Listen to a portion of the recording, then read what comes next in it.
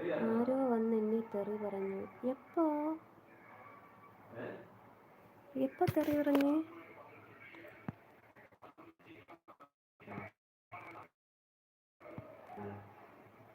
ഇത്തയുടെ ലൈവിലോ?